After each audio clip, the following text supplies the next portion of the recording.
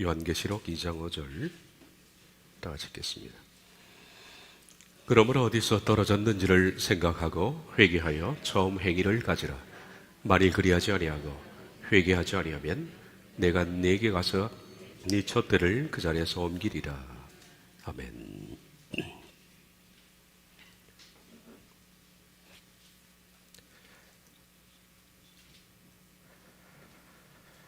80세가 넘은 분이 있었는데 이분이 아주 동네에서 고약하기로 소문이 났습니다. 원고집에다가 아나무인입니다. 말이 거칠고 사람을 너무 무시하고 무례하기 짝이 없는 노인입니다. 온 동네 사람들이 그 노인만 보면 다 피해갑니다.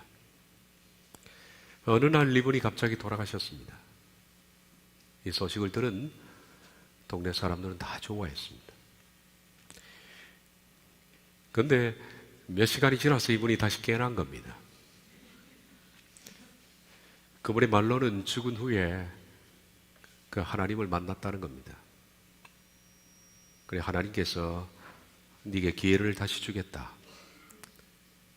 깨났습니다. 이분이 눈을 뜨자 그에게 밀려온 것이 뭘까요? 새로운 세상입니다. 온 세상이 모든 것이 경이롭고 모든 것이 가슴 벅차게 행복했습니다. 이전에는 불만투성이었고 불평투성이었고 마음에 안 맞는 것 투성이었는데 세상이 이렇게 아름답다니. 내가 살아있는 모든 것들이 기적이구나. 바람이 부는 것, 비가 오는 것, 저 태양, 달, 꽃, 나무, 내가 이런 것들을 보고 있다니. 기적이었습니다. 이 고약한 노인이 살아난 뒤로 동네로 나가서 처음 보니까 길거리에 사람들이 걸어다니는데 동네 사람들을 보자 먼저 달려가서 덥석 손을 잡고 인사를 합니다. 안녕하십니까? 정말 반갑습니다. 정말 고맙습니다. 동네 사람들이 깜짝 놀랐지만은 이 노인은 어린 나이, 조그마한 나이에게까지 반말을 하지 않습니다. 꼬마를 봐도 머리를 숙여 인사를 했습니다. 그렇게 8년 정도를 살다가 다시 세상을 떠났습니다. 제가 들었던 어떤 노인 얘기입니다. 물론 모든 사람들이 다 그런 것은 아니지만은 살다가 어떤 사람들은 삶이 완전히 달라지는 경험을 할 때가 있을 겁니다. 분명히 내가 어제까지 살았던 삶인데 어제까지 봤던 사람들, 어제까지 내가 딛고 살았던 이 땅인데 오늘 완전히 달라졌습니다. 천지가 궤벽을 한 거죠. 어제 그 세상이 아닙니다. 다른 세상입니다. 보통 사람들이 달라질 때는 어떤 달라질 만한 쇼킹한 계기가 있어서 그렇습니다. 질병으로 거의 죽다 산 사람들, 아니면 어떤 충격적인 사건들, 깊은 마음 아리를 겪든지 죽을 만큼의 고통의 시간을 통과하면서 지금까지 살아왔던 세상과는 전혀 다른 세상을 하루아침에 만나기도 합니다.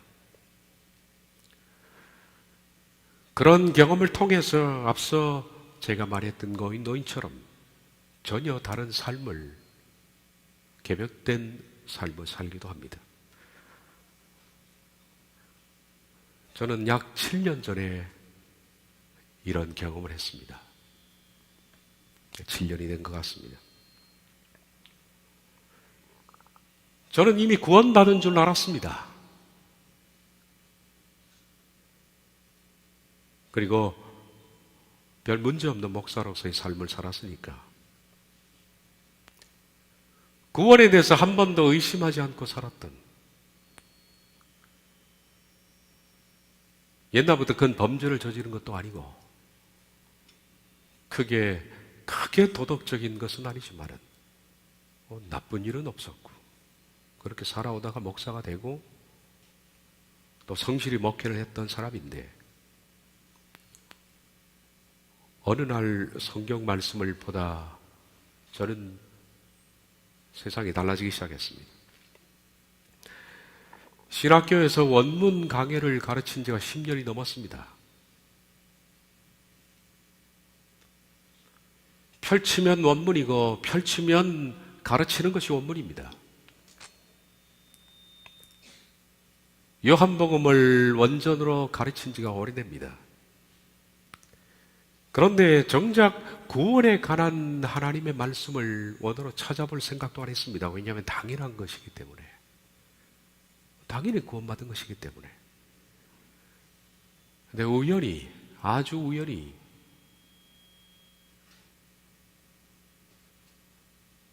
편한 자세로 책상에 앉아서 웨스트민스터 신조를 꺼내서 보다가 거기서 촉발돼서 원을 뒤적거리던 순간에 심히 충격을 받았습니다. 내가 알아왔던 구원의 도와는 완전히 반대였습니다. 그것은 한순간의 문제였습니다. 한 문장의 문제였고 그로 인해서 많은 문장을 찾아보다가 충격을 받았습니다. 구원의 도를 새롭게 발견하는 순간 천지가 완전히 바뀌었습니다. 그 이전까지 봤던 성경은 내가 지금 보는 성경과는 완전히 다른 성경이었습니다. 저는 성경을 나름대로 많이 봤다라고 자부하는 사람인데 성경을 아는 게 하나도 없었습니다. 봤던 성경이 아닙니다. 한순간에 눈을 뜬 겁니다. 한순간에 뒤집어진 겁니다. 그래서 마치 존 뉴턴의 어메이징 그레이스라는 찬송 가사처럼 그렇게 바뀐 겁니다. 나는 예전에 소경이었으나 이제는 눈을 떴습니다. 라는 것처럼. 예전에 저는 하나님께 나를 잃어버린 사람이었지만은 이제 비로소 나를 발견했습니다.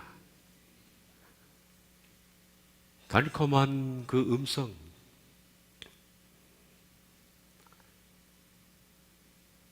나같이 공고한 사람을 구원하셨네.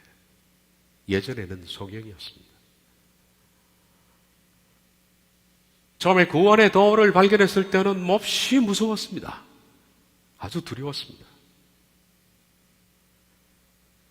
뭐가 두려웠느냐 하면 내가 이 발견을 하기 이전의 삶을 보니까 만약에 그 전에 죽을 고비를 저는 무수히 많이 넘겼는데 죽었어야 할 상황이 되었을 뻔 이상이었습니다. 근데 그때 죽었더라면 내가 그토록 확신했던 하나님의 백성이 아니었구나.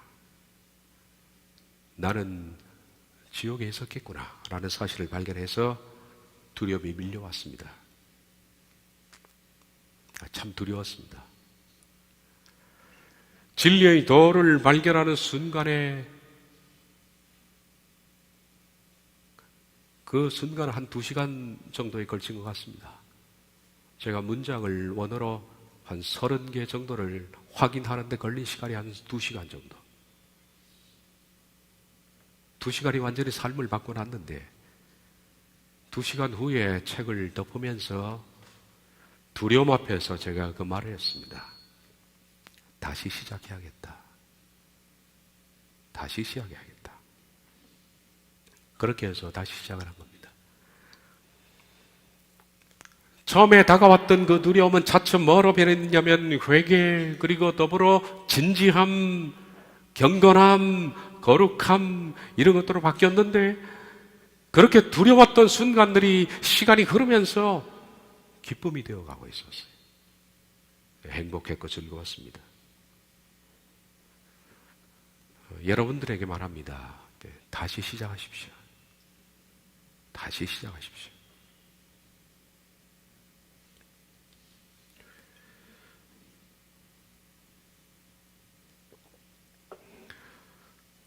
그러므로 어디서 떨어졌는지를 생각하고 회개하여 처음 행위를 가지라. 만일 그리하지 아니하고 회개하지 아니하면 내가 네게 가서 네 촛대를 그 자리에서 옮기리라. 에베소 교회에게 주신 말씀입니다. 에베소 교회는 문제가 없는 교회입니다. 그들은 성실했고, 그들은 많은 업적이 있었고, 그랬습니다만은 에베소 교회의 치명적인 문제는 처음 사랑을 잃은 겁니다. 그들은 그 마음속에 사랑이 없는 거예요. 말씀합니다. 네가 언제 사랑을 잃었는지를 생각해라. 만약에 네 기점을 찾아내서 회개하지 아니하면 내가 너를 촛대를 옮길 것이다. 그 자리에서. 이 말은 너를 구원해서 박탈하겠다는 말입니다. 이 말씀을 보면서 여러분들은 무엇이 느껴집니까? 하나님의 분노가 느껴집니까? 아니면 자비로움이 느껴집니까? 자비로움이 느껴집니다. 우리는. 왜냐하면 기회를 주시겠다는 거 아닙니까? 기회를. 만약 회개하지 아니하면 회개할 기회를 주시겠다는 겁니다. 우리는 아직 기회가 있습니다. 저와 여러분이 살아있다는 것은 아직 기회가 있다는 것입니다. 호흡한다는 것은 오늘 변할 수 있는 기회가 있다는 것입니다. 시간을 아끼시기를 바랍니다. 세월 아끼십시오. 뒤늦은 후회를 하지 않으려면 세월 아껴야 합니다. 무엇을 위해서 살고 무엇을 위해서 내 생의 초점을 맞춰야 할 것인지를 생각해야 됩니다. 늘 강조하지만은 구원은 한순간의 문제가 아닙니다. 저도 그런 줄 알았습니다.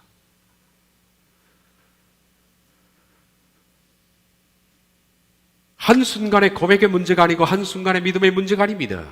한순간의 고백, 한순간의 돌이킴, 한순간의 신뢰, 이것을 믿음이라고 한다면 뭐가 걱정입니까? 한순간에 믿어버리면 끝나는 것을. 그러나 구원이라는 것은 고백으로부터 시작해서 거룩함으로 변화하는 전 삶의 문제입니다. 그래서 구원은 항상 현재 진행형입니다. 제가 그걸 발견한 겁니다. 왜 시제도 안 보고 성경을 읽었는지 모르겠어요. 구원은 현재 진행형입니다. 구원에 관한 가장 탁월한 정의가 어디에 나오느냐 하면 로마서 1장 17절입니다.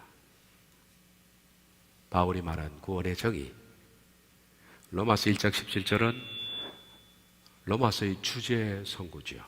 로마서를 16장을 압축하면 한 절이 되는데 로마서 1장 17절입니다.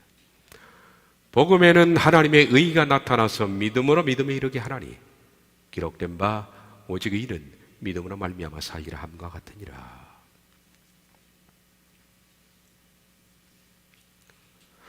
복음에는 우리가 의인이 되는 방법이 있습니다. 하나님의 의가 나타나 의인이 된다는 것은 곧 구원을 받는다는 겁니다. 다른 말로 하면 복음은 인간이 구원을 얻을 수 있는 방법을 제시했습니다. 복음이 제시하는 구원을 얻는 방법이 뭐냐 하면 믿음으로 말미암아 삼는 겁니다. 믿음으로 말미암아 사는 것. 믿음으로 말미암아 살아가는 의인, 곧 구원받을 수 있는 의인이 되는 겁니다. 그것이 복음이 구원받을 수 있는 의인이 되도록 돕는 겁니다. 믿음으로 말미암아 산다. 다시 말하면 믿음으로 말미암아 의인이 된다. 우리가 흔히 한문으로 이신칭이라고 그렇게 부르는 겁니다. 이신칭이 로마서의 주제입니다. 로마서는 믿음으로 말미암아 칭의, 의롭다 칭한다. 혹은 득의, 의를 얻는다. 그것이 바로 로마서의 주제입니다. 어떻게 우리가 이 불의한 죄인에서 의인이 될 것인가 하는 것이 복음이 우리를 도와주는 과제고 우리를 인도하는 말씀인데, 죄인이 의인이 되는 방법은 제시된 것처럼 믿음으로 믿음에 이르는 겁니다. 죄인이 믿음에서 믿음으로 이르면 의인이 된다라는 겁니다. 말을 좀 더 상세히 보면 믿음으로 믿음에 이른다라는 것은 믿음에서 나와서 그리고 믿음으로 들어간다라는 말입니다. 로마서 1장 17절을 한마디로 또 압축을 하면 로마서 16장을 압축하면 1장 17절이 되고 1장 17절을 압축하면 out of faith into faith가 됩니다. 믿음에서 나와서 출발해서 믿음으로 들어가는 이것이 복음이 제시한 인간이 의인이 되는 구원받는 사람이 된다는 겁니다. 믿음에서 출발해서 믿음 곧 결론으로 믿음으로 들어가는 것은 다시 말하면 어떤 한 삶의 순간이 아니고 이것은 전 삶의 문제다라는 겁니다. 전 삶이다. 시작부터 완료까지를 말하는 것이 믿음으로 믿음에 이른다라는 겁니다. 그리스도 예수님을 내 구주라고 고백하는 그 고백의 첫 순간이 바로 out of faith입니다. 드디어 믿음이 나오는 겁니다. 그러나 구원이라는 것은 out of faith로 결정나는 것이 아닙니다. 거기서 시작되는 믿음은 결과적으로 열매 맺는 into faith까지 전 과정을 믿음을 향해서 달려가야 하는 것이죠. 고백에서 시작된 믿음이 열매 맺는 믿음까지 전 삶을 통칭하는 것이 바로 로마서 1장 17절인데 이것이 이것이 구원입니다. 전 삶의 문제입니다. 저와 여러분은 out of faith에서 이제 into faith로 가는 겁니다.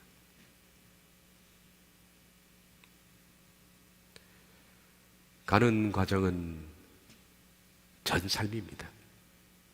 우리는 이 과정 속에 있는 겁니다.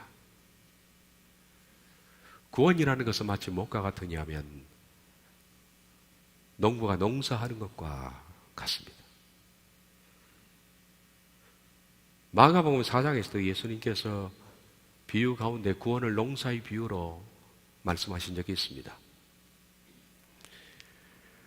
농부가 봄에 씨를 뿌리면 그것으로 농사가 끝납니까? 그렇지 않습니다. 농사가 시작되는 겁니다. 뿌린 씨가 자라도록 농부는 매일같이 나가서 매일같이 논을 관리해야 됩니다. 물 대고 잡초 뽑고 거름 주고 벌레 잡고 한순간도 농부가 게으리 하면 이 농사는 망칩니다. 농부가 열흘간 해외여행 갔다 오면 농사는 끝납니다. 농부는 하루도 비우지 말아야 합니다. 병충해에 시달리지 않도록, 태풍에 쓰러지지 않도록, 쓰러지면 묶어야 되고, 혹은 짐승이 곡식을 해치지 않도록 수많은 보살핌과 애씀 끝에 마침내 가을이 되어서 그 농부의 땀과 결실 그것이 이어져서 마침내 가을쯤 되면 곡식을 수확하게 되는 겁니다. 이것이 out of faith into faith입니다. 고백에서 시작돼서 열매로 마치는 전 삶의 과정. 그런데 많은 사람들이 그렇게 생각합니다. 씨 뿌리고 나서 농사를 마쳤다. 고백하고 구원받았다 그럽니다. 몇 번 물대고 잡초 뽑고 그러고 농사가 마쳤다 그럽니다. 농사의 마침은 곡식의 수확에 있는 겁니다. 열매를 따는 데 있는 겁니다. 구원의 완성은 열매에 있는 겁니다. 고백에서 시작돼서 내가 그리스도 예수님을 닮은 성품의 열매가 맺힐 때 그때 칭의, 의롭다라고 하시는 겁니다. 아브라함은 창세기 22장 가서 의롭다함을 받았다고 야고보께서 그렇게 말씀하셨습니다. 곡식은 저절로 맺히는 것이 아닙니다. 이 곡식 알맹이 하나 속에는 뭐가 들어있을까요? 농부의 피와 땀이 이 속에 들어있는 겁니다. 그게 저절로 맺힐 리가 없습니다. 어떤 분들은 말합니다. 그리스도 예수님의 성품을 닮아가는 것은 너무 힘든 일이다라고 하소연을 합니다. 저에게도 많은 사람들이 하소연을 합니다. 메일도 오고 메시지도 오고 목사님 너무 어렵습니다. 제가 답변을 보낼 때 그렇게 말합니다. 그래서 어쨌다고? 그래서 어쨌다는 겁니까? 열매가 쉽게 맺혀질 줄 알았습니까? 구원이 그렇게 쉬워 보입니까? 농부가 열매를 맺히기까지 얼마나 피와 땀이 들어가 있는데 어찌 이 좁은 길, 곧 내적 자가 죽는 게 좁은 길인데 그 길이 쉽다고 말씀을 합니까? 쉽다고 생각합니까? 그게 어찌 쉬운 일입니까? 예수님의 성품을 닮은 사람들이 그 지점까지 가기까지 그 속에 얼마나 피와 땀이 들어있는지 사람들은 잘 모릅니다. 그분이 그러한 사람이 되기까지 얼마나 발버둥을 치고 얼마나 회개하고 실패하고 회개하고 또 실패하고 이걸 무수히 반복하면서 거룩하게 몸부림을 쳐왔던 삶의 흔적들이 그 속에 서려 있는지 사람들은 잘 모릅니다. 그 모든 과정의 길이 십자가의 길입니다. 죽는 게 어찌 쉬운 일입니까?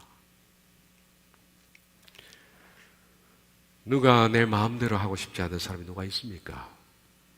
내키는 대로 말하고 내키는 대로 썩내고 내키는 대로 행동하고 그러고 살고 싶습니다. 구원의 열매는 저절로 맺히는 것이 아닙니다. 전도서 강해 때 제가 들려드렸던 시 기억나죠? 장석주의 대추 하늘. 저게 저절로 붉어질 리는 없다. 저 안에 태풍 몇 개, 저 안에 천둥 몇 개, 저 안에 벼락 몇 개. 저게 저 혼자 둥그러질 리는 없다. 저 안에 무설이 되는 몇 밤, 저 안에 땡볕 두어 달, 저 안에 초승달 몇 달. 천국인 그리스도 예수님을 닮은 저 사람이 저절로 저렇게 될 리는 없습니다. 저 안에는 무수한 회개와 그리고 자기의 죽음, 자기 십자가, 저 속에는 얼마나 많이 인내하고 얼마나 많이 죽어왔던가, 얼마나 많이 거룩을 향한 몸부림이 있었던가 하는 것이 여러분 기억되어야 할 것입니다. 저절로 된 것이 없습니다. 무수히 많은 밤을 십자가를 지고 이를 깨물고 죽어왔던 삶이 있던 거예요. 이것이 바로 구원이라는 것입니다. Out of faith into faith.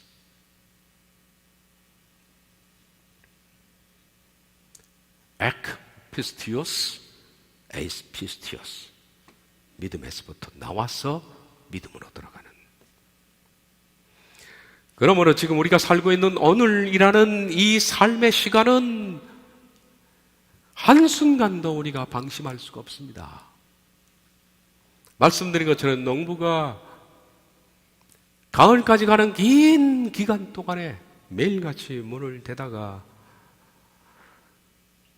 한 1주, 2주 힘들다고 해외여행을 갔다 오면 그 다음에는 농사 망치는 겁니다. 농부는 열매가 걷어질 때까지 넘밭을 비우면 안 돼요. 하루하루를 무시하면 안 된다는 겁니다.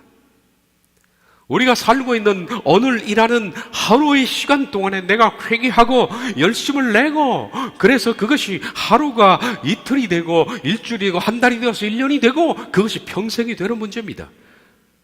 한 번의 분냄, 한 번의 다툼, 한 번의 범죄, 한 번의 타락 이런 것들이 모든 구원의 영속성을 끊어버립니다. 그것을 다시 회복하려면 얼마나 많이 돌아야 할까? 저는 그것이 아까운 거예요. 얼마나 많이 유턴해야 되고 한 번 잘못된 좌회전이 그 지점을 다시 찾아오는데 얼마나 고생을 해야 될까? 어떤 때는 잘못된 우회전이 그 길을 다시는 못 찾는 경우도 있습니다. 십자가 지고 자기를 죽여가며 채찍여가며 구원을 이루어가다가 한 번 다투고 한 번 범죄하고 나면 그 위치로 돌아오는 것도 힘들지만은 돌아온다 하더라도 얼마나 무수한 많은 시간을 낭비해버립니까? 하루하루를 무시하면 안 됩니다. 매일매일의 거룩함이 모여서 열매가 되는 것입니다. 열매 속에는 봄부터 가을까지 모든 기록들이 다 있는 겁니다. 매일매일의 회개가 모여서 거룩함이 되고 매일매일의 경건이 모여서 성품이 됩니다. 매일매일 두렵고 떨림이 모여서 사랑과 희락과 화평과 오래 참음과 자비 항상과 충성과 온유와 절제라는 열매가 맺히는 겁니다. 그러므로 구원이라는 것은 매일매일 두렵고 떨림으로 이루어 나가야 한다는 겁니다. 매일매일의 두려움이, 매일매일의 떨림이 연속적으로 이어질 때 그것이 열매로 맺혀나가는 겁니다. 그러므로 열매를 맺어가는 사람들은 하루하루가 결산날입니다. 하루하루를 결산하듯이 산다. 하루하루가 결산되어야 사는 겁니다. 성경은 구원에 대해서 말씀할 때 항상 뭘 제시하느냐 하면 조건문입니다. 조건문. 구원이 조건이라는 것을 여러분이 아시면 무엇이 생각납니까? 조건이라는 것은 네가 이렇게 하면 내가 이렇게 하겠다는 조건입니다.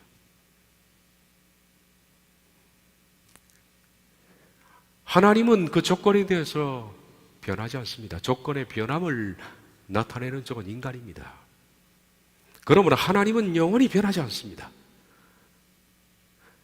하나님은 조건이 변하지 않습니다. 조건에 충족되는 사람에 대해서 하나님은 마음이 이랬다 저랬다 혹은 내가 마음을 바꿨네, 아니야 내가 조건을 갱신해야 되겠네, 그러지 않습니다. 그래서 하나님의 언약은 영원한 겁니다. 그런데 그 조건을 인간이 바꾸는 겁니다.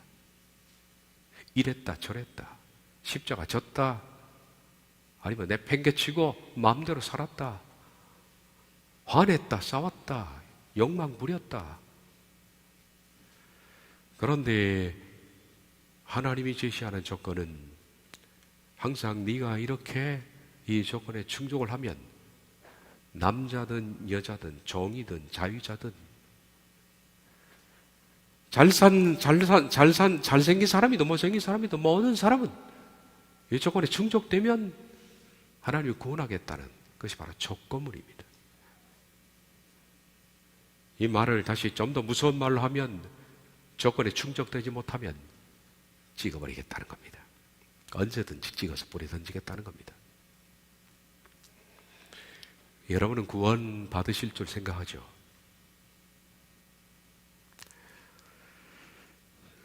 그럴 것이라고 믿죠? 두려운 얘기입니다만은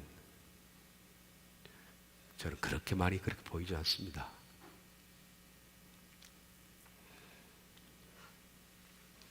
로마서 6장 5절 8절 만일 우리가 그의 죽으심과 같은 모양으로 연합한 자가 되었으면, 만일 이렇게 되면, 만일 네가 죽으면, 죽었습니까? 이 조건에 충족하시나요? 그리스도께서 십자가에 죽으시듯이 죽었습니까? 죽은 사람들이 왜 그렇게 말이 많고, 왜 그렇게 교만하고, 왜 그렇게 거칠고 냉정하고 욕심을 내고 분노를 내고, 이 조건문에 충족이 되는지 여러분을 살펴보십시오. 만일 죽었으면, 이 조건만 충족되면 주님께서 말씀합니다. 네가 부활할 것이다. 살려낸다. 만일 우리가 그리스도와 함께 죽었으면 또한 그와 함께 살 줄을 믿으니 조건만에 충족이 되느냐? 만약에 여러분 오늘 밤에 죽으면 이 조건문은 여러분에게 뭐가 되느냐면 단두대가 되는 겁니다. 이 밤에 죽으면 로마서 6장 5절은 여러분이 단두대가 되는 것입니다.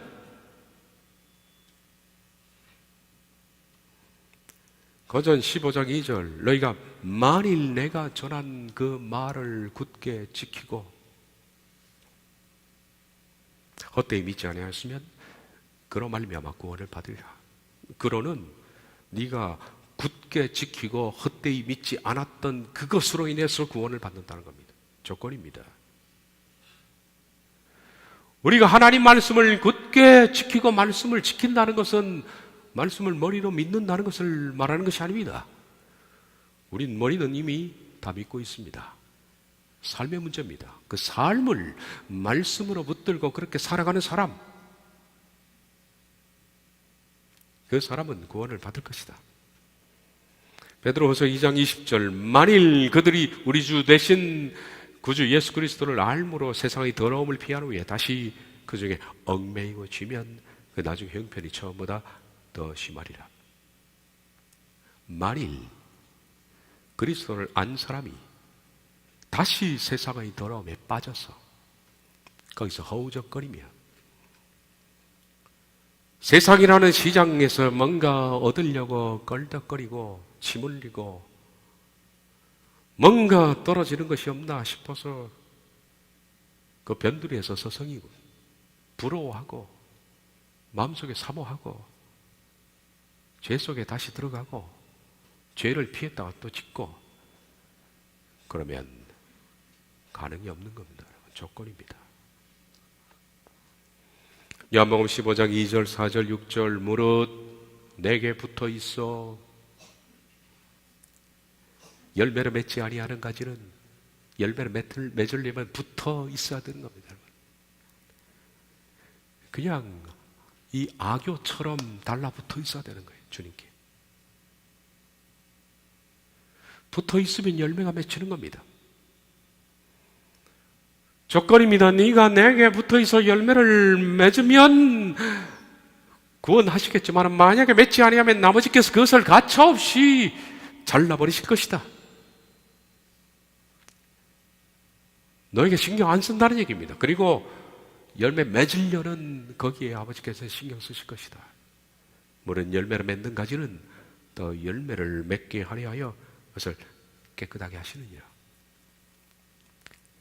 구원이라는 나무에 열매도 안 맺는 가지 그거 내버려 두면 뭐합니까? 계속적으로 열매도 맺지 않고 있는 그 가지 물만 빨아먹고 다른 가지로 가는 양분만 빨아먹는 그거 농부이신 하나님께서 그것을 전지가위로 잘라버리신다는 거죠.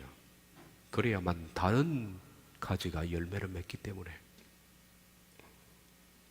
내 안에 거하라 나도 너희 안에 거하리라. 네가 내 안에 거한다면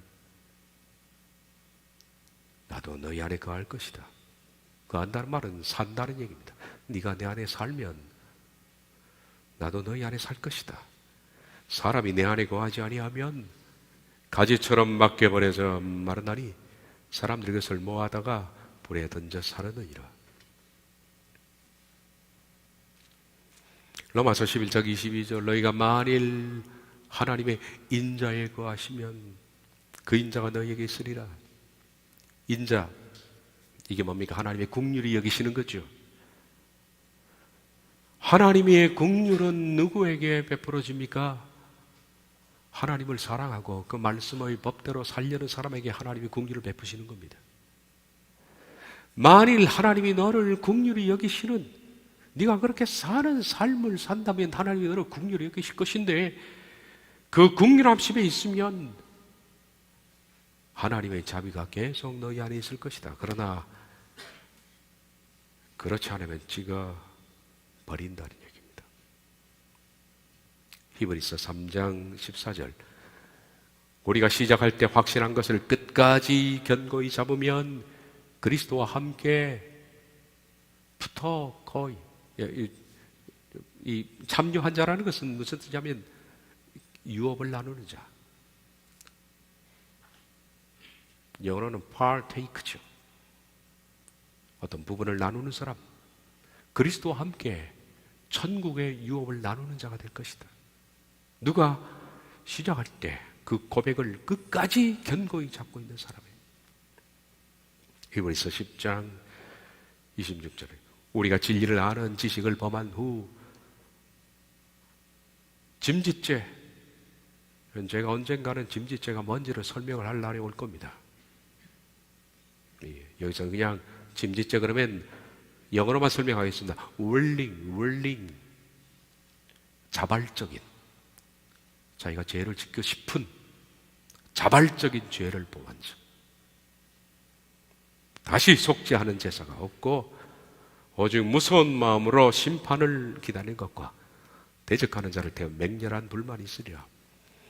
은혜의 성령을 욕되게 하는 자가 당연히 받을 형벌은 얼마나 더 무겁겠느냐. 너희는 생각하라. 하나님께서 이런 사람, 잘려나간 사람에 대하여 얼마나 무서운 것인가. 그러면서 성경을 인용하는데 하나님이 그런 사람에게 이렇게 하신다는 거예요. 원수 갚는 것이 내게 있으니 내가 아프리라. 하나님이 그를 원수라고 부르는 거예요. 잠깐 기다려라. 내가 원수를 갚겠다는 얘기 하시고 또다시 주께서 그의 백성을 심판하시리라. 말씀하신 것을 우리가 아노니 살아계신 하나님의 손에 빠져 들어가는 것이 무서울진저.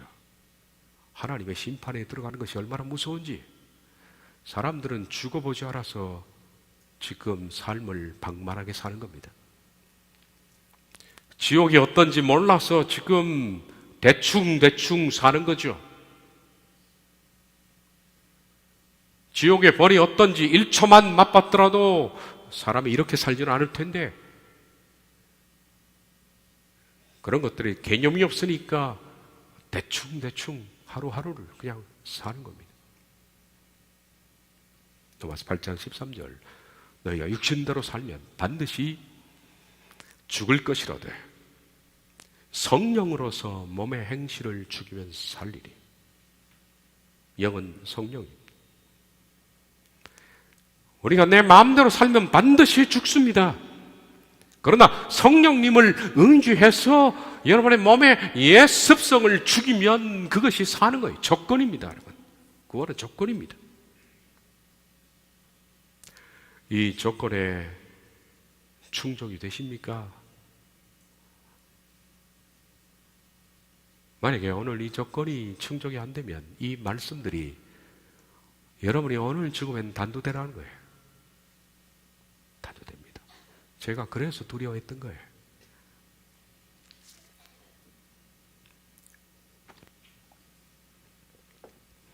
너무나 잘 아는 누가복음 16장의 부자와 거짓 나사로 비유를 알 것입니다.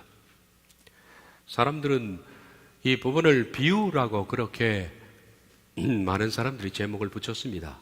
예수님 비유라고 한마디도 하신 적이 없는데 후에 어떤 주석가들은 부자와 거짓 나사로의 비유했는데 저는 이것을 비유라고 생각하지 않습니다. 이건 실화입니다. 실화입니다. 예수님은 거의 실물 설교를 하셨습니다.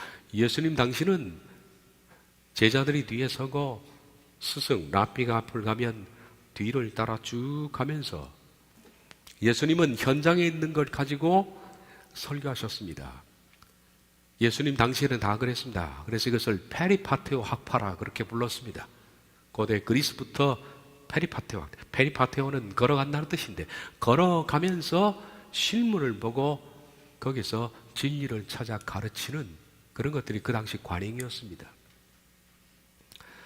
더러이 백합화를 보라. 백합화를 가르치는 겁니다. 공중의 새를 보라.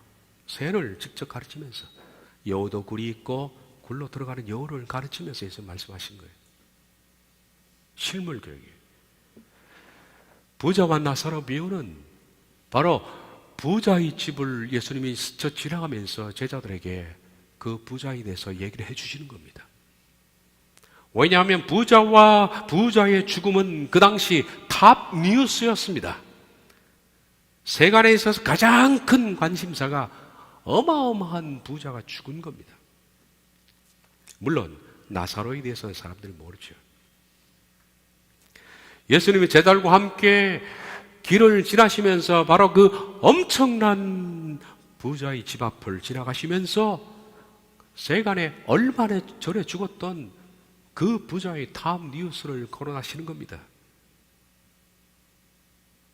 부자의 얘기를 꺼내시는 거죠. 당시 그 부자는 세인들에게 부러움의 대상이었습니다.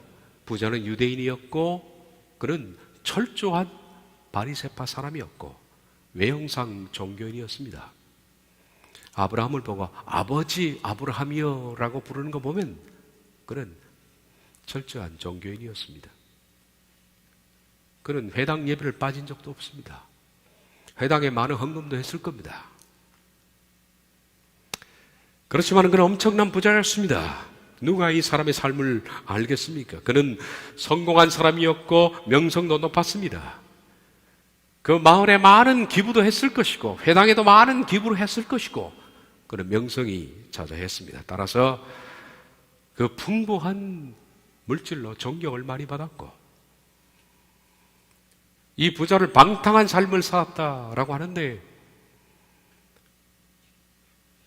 제가 보기에는 방탕한 삶이 아니라 그냥 날마다 잔치를 벌인 겁니다. 물질도 많고 남도 먹이고 동네 사람들은 성공적인 삶을 살았던 그 사람을 롤모델로 생각했습니다. 저 사람 닮아야 돼. 저 사람을 믿음도 좋고 헌신도 하고 부자로 사는 저 사람을 닮아.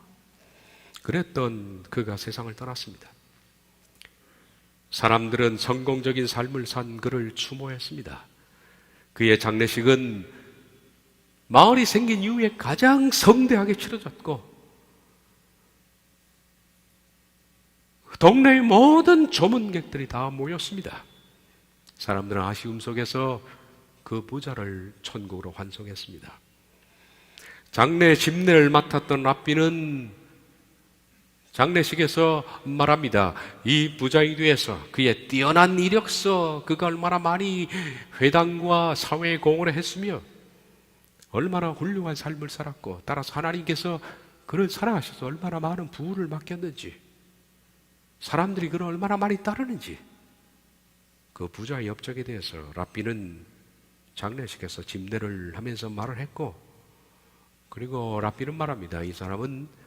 이분은 아브라함의 품에 안겼을 것으로 아니요 아브라함의 품에 안겼습니다. 그 설교를 의심하는 사람은 아무도 없었습니다. 모든 사람들이 다 그렇게 생각했습니다. 그와 거의 비슷한 날 앞이 될지 될까 될지 모르지만 거의 비슷한 날쯤 거짓 나사로도 죽었습니다. 그 부자의 집 때문에서 적선을 받고 살았던 그입니다. 사람들은 잘 모릅니다. 그 존재를. 그 거짓 나사로는 아는 사람들은 저주의 대명사로 생각했습니다. 가족도 없고 홀로 질병에 걸려서 쓰레기를 뒤지며 살고 있던 그 거짓 나사로 오죽 하나님께서 저주했으면 저렇게 됐을까. 거기를 흔들고 냄새날까 봐 코를 막고 지나가는 그를 사람들은 저주의 대명사로 생각했습니다. 그 거지도 부자와 거의 비슷한 시간대에 죽었습니다마는 그의 죽음을 대부분의 사람들은 몰랐습니다. 그의 시체를 치울 사람도 없어서 시에서 무연고 처리로 그 시체도 치웠습니다. 여기까지가 사람들이 알고 있는 전부였습니다. 그렇게 부자와 나사로는 그들의 인생의 일막 커튼이 내려졌습니다. 예수님께서는 바로 그 부자 집 앞을 제자들과 함께 지나시면서 그들과 사람들이 거의 모르고 있는 부자와 나사로의 이막을 말씀하시기 시작하는 겁니다. 아무도 상상하지 못하는 부자와 거짓 나사로의 비하인드 스토리를 예수님께서 말씀하시는 것이 누가복음 16장입니다.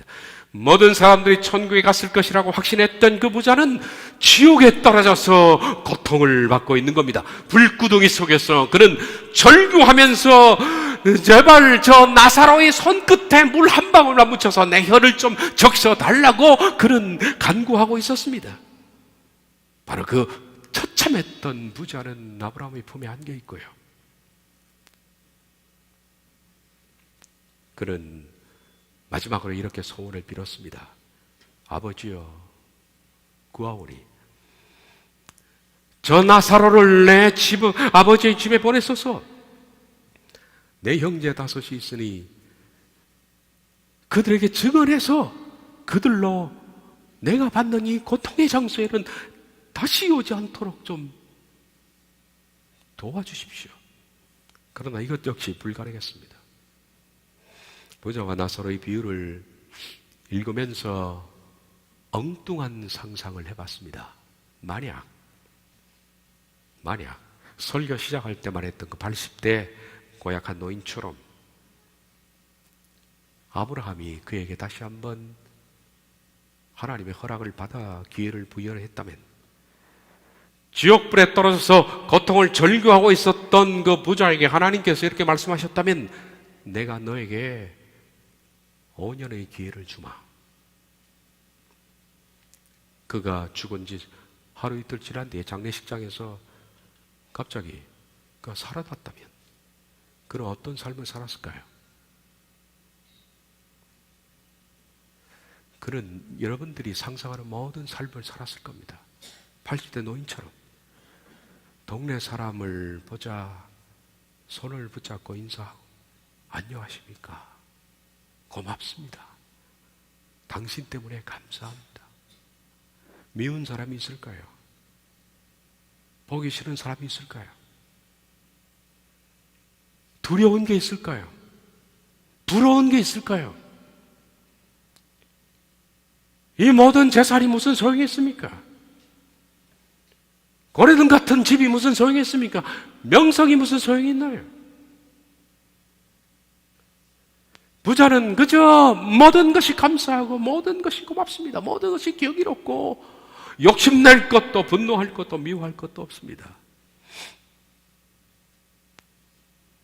예수님 비유 때부터 지금까지 지옥불에서 고통을 당하고 있는 그 부자의 소원은 단 하루만이라도 내가 다시 살 수 있다면 했던 그날을 지금 여러분은 살고 있는 거예요. 지금 딱 하루만이라도 내가 살았으면 했던 그날을 많은 사람들이 다투고 옹졸하고 염려하고 욕심내고 무료하고 지겹게 그 시간들을 보내고 있습니다. 지옥에 갔다 온 심정으로 여러분의 일기를 다시 썼으면 좋겠다. 더 시간이 흐르기 전에 세월을 아끼십시오. 더 시간이 흐르기 전에. 기도하겠습니다.